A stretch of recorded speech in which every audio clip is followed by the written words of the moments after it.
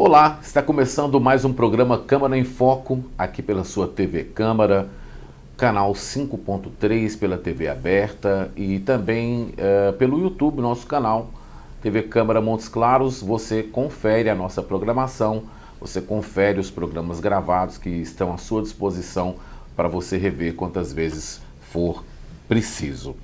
Hoje nós estamos tendo o prazer de receber aqui no nosso programa o Murilo Maciel, produtor do filme documentário Cavalhadas, que foi produzido para reviver uma das manifestações culturais mais importantes de nossa cidade, que ocorreu em 1957, por ocasião do centenário.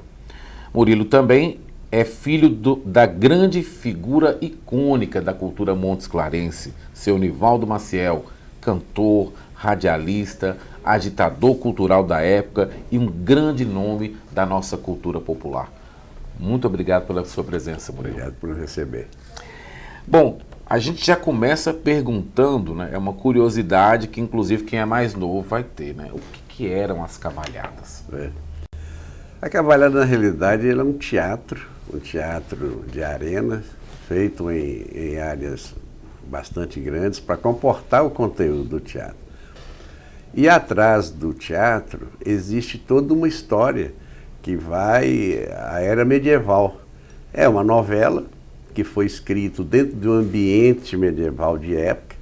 Esse ambiente medieval, ele tinha um antagonismo do cristianismo contra o islamismo. Havia uma invasão do islamismo na Península Ibérica. E a partir daí, com a Reconquista, que foi outro movimento da história, o cristão voltou a ocupar o sul da Península Ibérica e fazendo com que saíssem os islamitas. Então, daí das batalhas é que veio uma novela, chama Os 12 Pares de França, e dessa novela veio a cavalhada, que representava na época o movimento das cavalarias, que eram os movimentos de esporte, dos eventos esportivos que têm sua origem no romano. Muito interessante. A gente pode falar que, além de manifestação cultural, a gente recebe uma aula de história ao ar livre? Eu acho que a cavalhada nos leva a pesquisar passados anteriores históricos e que reflete a nossa vivência hoje. Você deve me perguntar, como que isso chegou no Brasil? Boa pergunta. Como que chegou no Brasil? O que temos nós, brasileiros, a ver com uma cultura medieval? Medieval, leia-se, Espanha e Portugal. A cavalhada mais centrada em Portugal. Como que se deu a colonização no Brasil? Através dos portugueses. De fato. Foi a grande, né? Os portugueses, os espanhóis, depois vieram outros movimentos. Mas quando os portugueses vieram para as capitanias hereditárias, no litoral brasileiro, aí vieram os costumes portugueses. Dentro dos costumes portugueses, o lazer era a cavalhada e era cultura de época. A partir daí começou a ser inseminada. E os jesuítas, conta a história, aproveitaram o teatro da cavalhada para fazer aproximação com os indígenas que eles queriam catequizar. Aí ela foi para o interior do Brasil. Ela só tem exceção de infiltração na região norte da Amazônia, que entrou uma outra cultura. Certo. Mas no Brasil, desde o Nordeste, passando pelo Centro-Oeste até o Sul, há o movimento da cavalhada. Então a cavalhada vinda de Portugal abraçou, o Brasil abraçou a cavalhada. O Brasil abraçou a cavalhada. Tanto é que existem duas cavalhadas próximas. Belo Horizonte tem no Grande Entorno também tradicional. Mas existem duas cavalhadas icônicas que são referência. Uma chama-se Amarantina, distrito de Ouro Preto. E a outra é Brejo do Amparo, distrito de Januária. São cavalhadas de mais de 150 anos. Olha só. E de uma teatralidade assim, e valor cultural imenso. Recomendo que vejam. Não se perderam, né, dentro Não se perderam. Não se perdeu. Dessa inserção de modernidade aí, né, a preservação da cultura se mantém. Exatamente. Então, a cavalhada, em resumo, voltando ao que você me perguntou, ela é um movimento cultural, é um movimento histórico, porque retrata uma história de época e tem uma base histórica, né? E transformada isso num movimento cultural que foi perpetuando ao longo do tempo. Verdade. Muito importante saber disso. Agora, Murilo, como é que o doutor Hermes de Paula teve uma participação efetiva na criação das cavalhadas aqui no norte de Minas? Eu acho que não se pode falar em cultura, não se pode falar em trabalhos comunitários sem falar em Hermes de Paula. A ele nós devemos uma referência de reconhecimento diário, porque dentro das dificuldades da época, 1957, não é? As dificuldades de comunicação, de pesquisa, não existia ainda esses grandes centros universitários que Montes Claros hoje tem. Verdade. Ele fez isso de uma forma magistral, não é? Então há que se reconhecer o valor desse homem, não é? E Hermes de Paula, ele queria, dentro do movimento do centenário de Montes Claros, que aí é bom que se fale, sim, ele queria modificar a imagem de Montes Claros. Porque devido ao movimento que existiu anteriormente na cultura de Montes Claros, principalmente com o movimento de Dona Tiburtina, né, e João Alves, Montes Claros ficou com uma fama que não era de paz. E ele queria modificar isso. E ele queria que Montes Claros mudasse a imagem perante o Brasil. E ele viu no motivo do centenário, em 1957, uma ocasião para isso. Aí ele assim, enfeitou a cidade, trouxe a cultura, trouxe o movimento, trouxe a sociedade e trouxe as autoridades comandantes do Brasil na época, Juscelino Kubitschek, Bias Forte, governador do estado, para vir em Montes Claros. Não tinha nem hotel. Não podia hospedar esse pessoal. Foram hospedados nas casas que eles se faziam próximos. Né? Aí veio toda a equipe, veio presidente de Banco Brasil, presidente de instituições representativas na sociedade brasileira da época. E quem trouxe isso? Hermes de Paula. E refletiu isso na imprensa nacional. E a cavalhada, por ser um espetáculo de encenação muito bonita e de uma cultura muito forte, que é um teatro contando uma história, exato, né? Hermes de Paula, então, trouxe a cavalhada. E com uma cenografia extraordinária, porque ele assim, trouxe um embelezamento da cavalhada. Porque a cavalhada de Montes Claros dá registros desde 1905, em crônicas escritas, né? E depois houve parou-se de fazer a cavalhada, porque onde se fazia era no Largo da Matriz. Certo. E o Largo da Matriz transformou-se em praça. Uma praça, né? E a praça expulsou os cavaleiros de lá. É verdade. A partir daí, houve um intervalo de ausência da cavalhada. E foi Dr. Hermes que trouxe em 1957. Com as mesmas dificuldades de espaço, ficou de 57 até 23, 66 anos sem que fosse realizada. Então, realmente, deu um intervalo muito grande. Né? É, muito grande. E aí, quando foi em 2020, era para se realizar o centenário de Nivaldo Maciel. Sim. E Nivaldo Maciel era rei mouro. E como isso fazia parte da vida dele, a família entendeu que deveria trazer a parte artística dele, como cantor, como pessoa pública, né? E a cavalhada. Realmente. Então surgiu a ideia de reviver esse cenário cultural da junção dessas duas vontades, né? É verdade. Que era uma manifestação cultural que deveria ser trazida de volta, né? E uma homenagem a pai e a Montes Claros da época de 57. Então, falando sobre essa homenagem, né? O documentário ele é uma homenagem aí ao seu Nivaldo Maciel, né? Que porventura também é seu pai. Como é que o senhor entende essa homenagem para uma pessoa tão importante para Montes Claros? Eu acho que Nivaldo Maciel, é lógico que eu tenho esse lado afetivo com ele, por ser filho e admirador dele, né? Nivaldo Maciel foi um homem que ele tinha a espontaneidade da arte na alma. É diferente. Ele era pai, nasceu na zona rural, cuidado por parteira rural. Ele foi alfabetizado por professor rural que ia na fazenda. Ele começou a atividade rural trabalhando com a família e cuidando do gado, junto com o pai dele, que é meu avô. E a partir daí, quando ele se casou com a mulher Doce, que é a minha mãe, ele teve de se ausentar, sair da fazenda. Embora os primeiros 6 filhos foram gerados na fazenda. E a minha mãe saía da fazenda no último mês de gestação, a cavalo, no Silhão, para ganhar filho na Santa Casa de Montes Claros. Até o 6º, porque o 7º, o 6º já tinha que vir para a escola. Aí ele se mudou para Montes Claros. Que coisa sensacional. E aí pai, ele teve um significado, quer dizer, pai era muito ligado à atividade rural.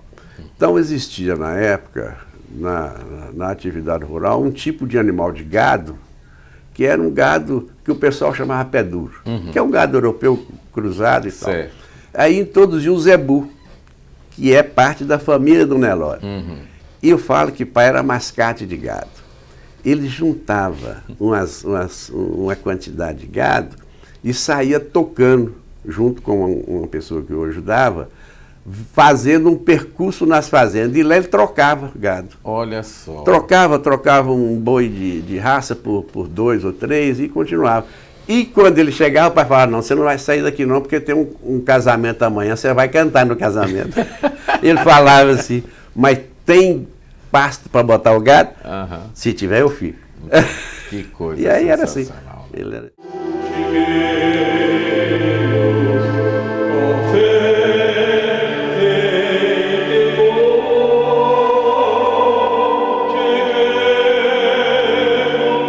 Depois ele foi comunicador rural, ele começou cantando, ele foi aluno de Dulce Sarmento. Olha só. E Dulce Sarmento. E Dulce Sarmento, ela havia, que era uma fonte de expansão musical, que era a igreja, com o seu coro. E pai foi convidado por Dulce Sarmento a cantar no coro da Igreja da Matriz, que era Afonso Avelar e a família Avelar. E era um coro lindo. E do Sarmento, olha que conjunto. Aí completou realmente. Né? E eram pessoas assim. E a partir daí o pessoal começou a chamar pai para cantar nos casamentos. Certo. E ele chegava da roça e ia, tomava o seu banho, se arrumava e ia cantar nos casamentos. Que coisa. Então, sobretudo, ele amava também, né? Tem que participar. E minha mãe sempre deu a ele a liberdade de expressar a arte dele. Ela nunca o proibiu. Sensacional. Nunca proibiu. Isso faz toda a diferença. Faz a diferença. Mesmo sofado da galinha, eu te dou uma fazenda de gado. Nada, tô bem contente com sua fazenda de gado. Chuchu, galinha pra dentro. Posso me vender a galinha, eu quero comer o bico. Pelo bico da galinha, te dou 2 homens ricos. Não é nada, tô bem contente. Ficar com seus homens ricos. Chuchu, galinha pra dentro. Muito bom. Nós vamos para um breve intervalo, daqui a pouquinho a gente vai continuar esse bate-papo, que está muito bom aqui, para a gente falar, efetivamente nós vamos falar no segundo bloco aí do documentário, e também a importância de preparação desse documentário e como que ele vai estar disponível. E temos também uma notícia muito boa para você aqui da TV Câmara acerca desse documentário. Câmara em Foco volta já, daqui a pouquinho.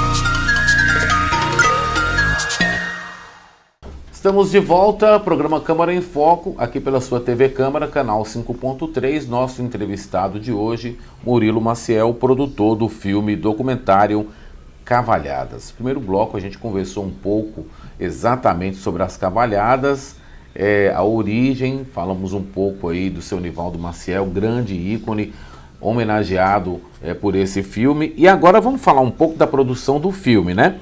Queria saber um pouco do senhor.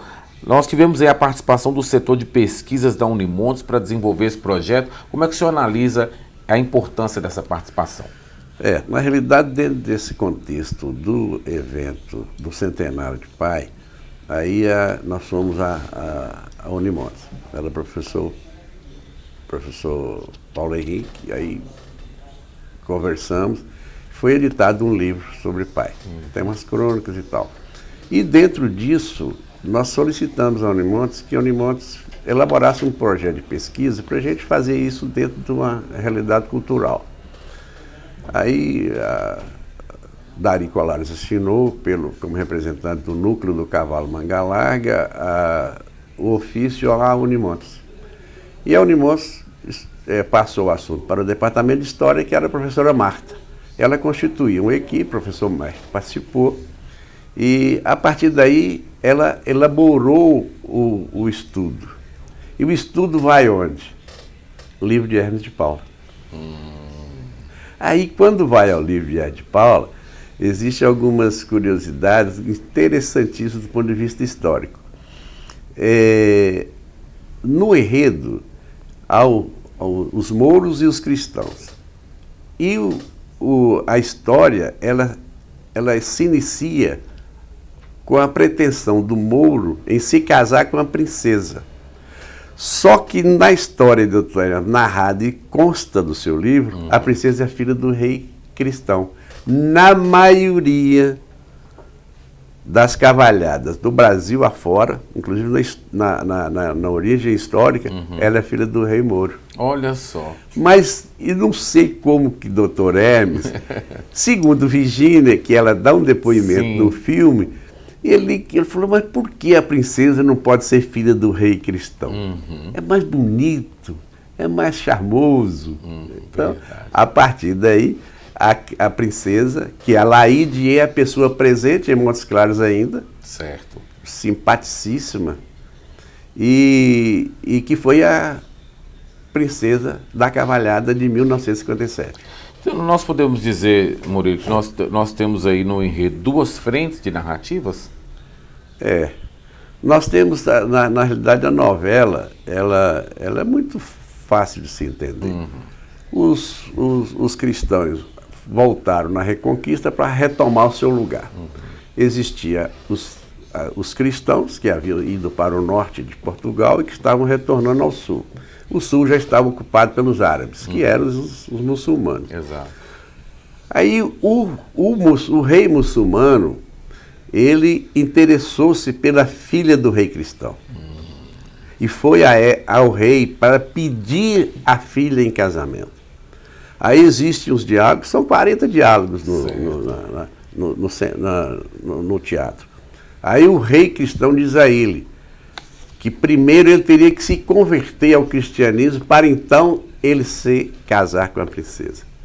Aí o rei Mouro, que é o islamita, não concorda, há uns diálogos ásperos, aí ele não concorda em se cristianizar, aí existe a simulação da batalha, são 7 batalhas. Até o final, ele se declara vencido, o rei cristão permite que ele se case, eles devem ser felizes até hoje, né? Com certeza, né? Bom, no documentário, né, quem participa dos depoimentos? O documentário, a partir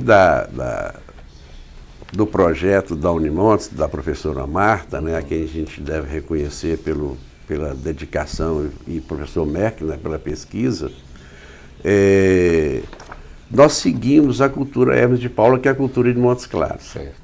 Que tem outra observação importante do ponto de vista histórico, porque no enredo original da Cavalhada, que veio trazido de Portugal para o Brasil, alguns personagens, eles são identificados pelo nome.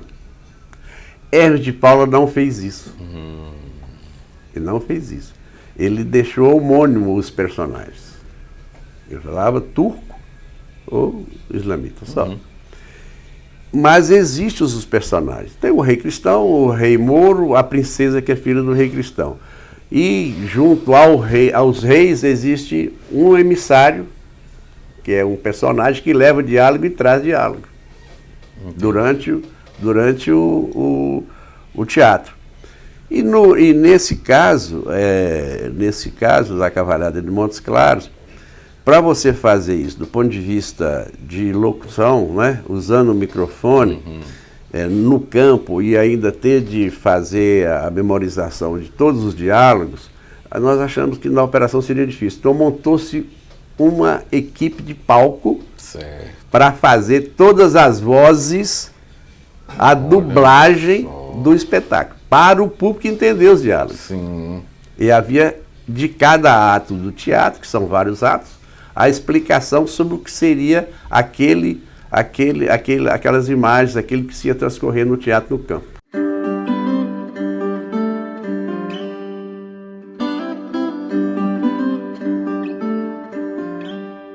Hermes de Paula, meu pai, era uma pessoa muito popular. Ele pensava as coisas mais mirabolantes. Isso aí não vai ser possível, eu sou um sonhador.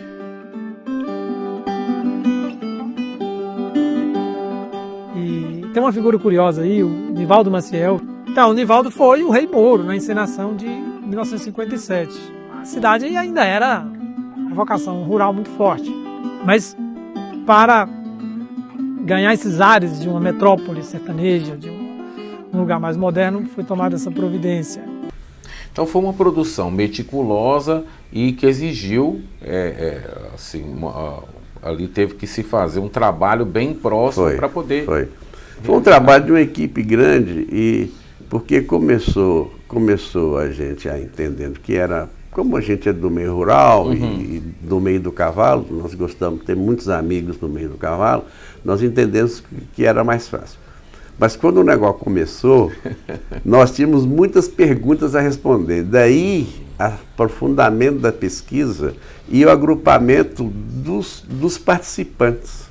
Verdade. Sabe? E ensaio, porque a gente tinha de ensaiar palco, ensaiar a cenografia, depois conectar um com o outro. Quem vem lá? Atrevido Mouro, que leis professas e que Deus adora. Insolente cristão, nasci pagão e pagão pretendo morrer. Mouro insolente, o que queres? Prender-me?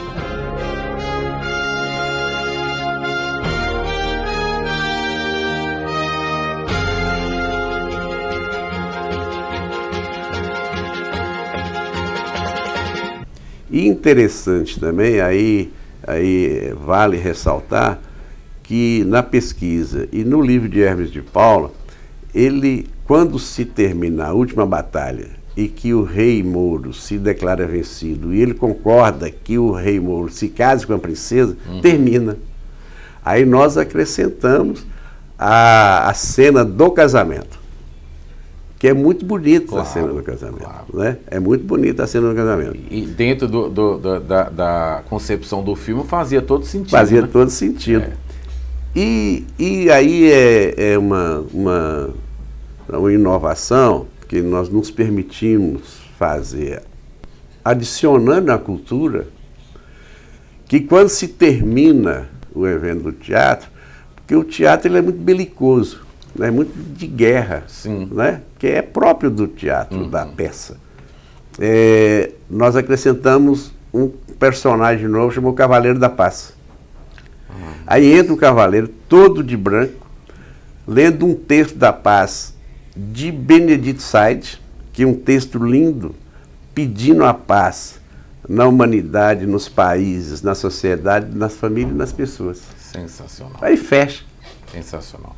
Fecha com chave de ouro. Né? Fecha com chave de ouro. Agradecimentos a Benedito Said. Muito bem, né? Bom, então muita gente envolvida na produção, né? É. Desde textos, né? Mas também o equipamento, não é isso?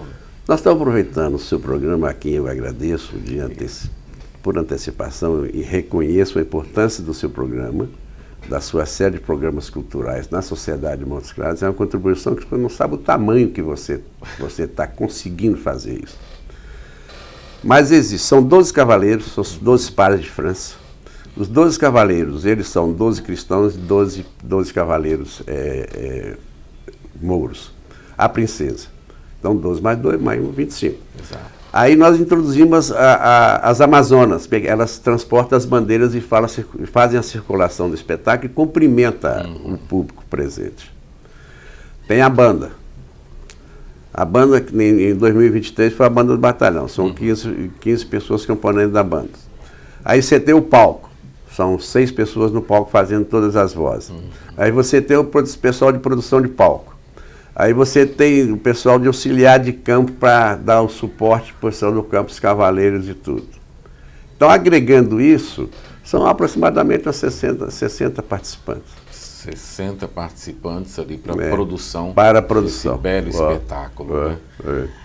E o público vai ter oportunidade, então, de assisti-lo?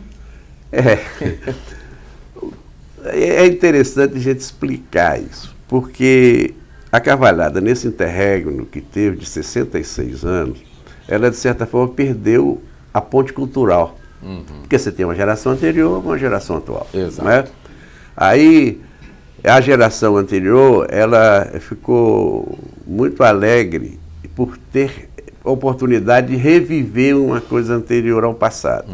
Mas a geração nova não sabia o que era isso. Verdade. Então a gente tinha que passar isso para a geração nova. Exato. E como passar isso? Passar isso através de um documentário em que você pudesse alcançar todas as faixas da sociedade.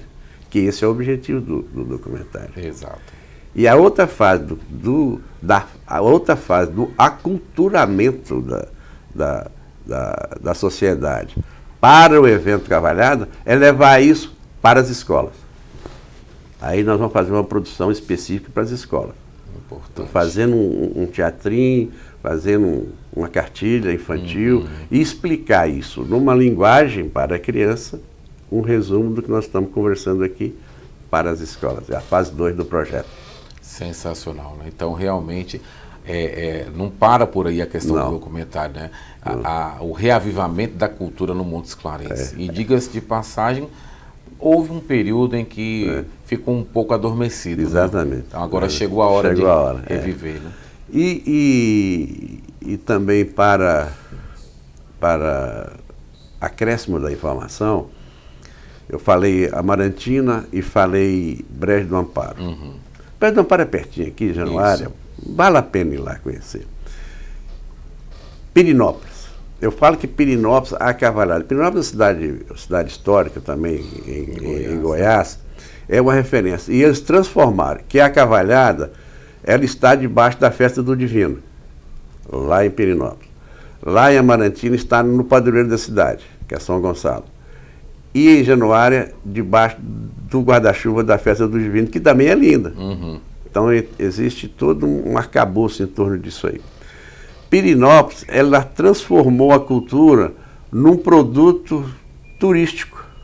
Você não consegue hospedagem em Pirenópolis com menos de um mês de antecedência. Então a cidade vive para isso. Lá tem um campo que seria um campo de futebol, é um campo só para cavalhada. Existe o Museu da Cavalhada. A cavalhada, ela envolve toda a cidade. É realmente sensacional. É isso que nós queremos chegar. Com certeza. No dia 30, agora teremos a exibição, né? Aí é o seguinte, a gente está trabalhando como se fosse um presente para Montes Claros. Sabe? Isso tudo é o grupo todo, tem pessoas que são dedicadas. Está nos acompanhando aqui Roy Chaves, que representa a família Chaves, que é também uma família de ícone cultural em Montes Claros de referência, né?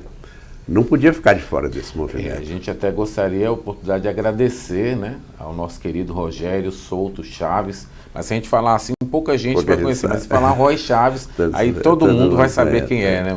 E Roy tem um espírito que é da cultura e que a família traz isso, né? Verdade. Trouxe isso através da Seresta João Chaves, que também foi organizada por Hermes de Paula, hoje está aí ainda atuando, a Seresta João Chaves, sob o comando da família, né, Chaves. Então, essa ponte da cultura, a gente não pode perder, é uma escada de vários degraus. É mesmo. Você olha tanto que nós conversamos aqui em épocas diferentes, Exato. Assuntos diferentes, né? Então, não se pode perder, não se pode. O público vai ter oportunidade de assistir. Dia 30, o que a gente está pensando? A gente está pensando dia 30 vai acontecer, é o lançamento inaugural no cinema, no Ibituruna, né? É lógico que lá não vai ter lugar suficiente na sala para receber todo mundo de uma vez. Se for o caso, depois a gente vai passar esse filme através de outras oportunidades para mais pessoas tomarem conhecimento, né? Inclusive fica à disposição para a gente depois verificar uma forma de disponibilizar isso para vocês e para o seu público, né? Sensacional, queremos agradecer inclusive essa possibilidade, né, aqui a exibição na TV Câmara. Agora, muito obrigado, Murilo, por isso. As suas ordens. Bom, nós estamos chegando ao final do nosso programa. A vontade era de conversar mais, né? Porque assunto não falta. Não falta. Mas agradecer sua presença aqui, a presença de Roy, né? E desejar sucesso a esse reavivamento da nossa cultura. Será uma grande contribuição. Eu gostaria também de agradecer o acolhimento, né? O abraço, né? O reencontro de nossas famílias, né? E dizer o quanto que é importante a cultura na relação das pessoas e na relação da sociedade. O quanto a cultura é pura, o quanto ela conta de história, de fatos bons que permanecem na memória e no coração das pessoas. É verdade.